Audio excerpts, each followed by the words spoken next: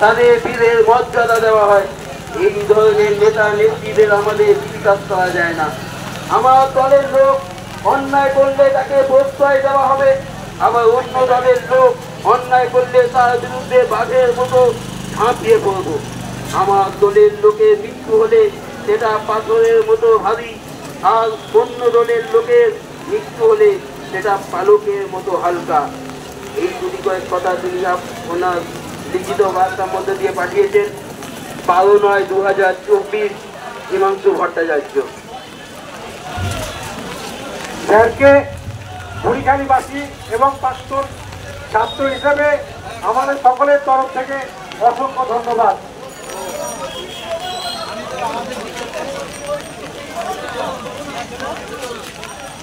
এবং প্রণাম।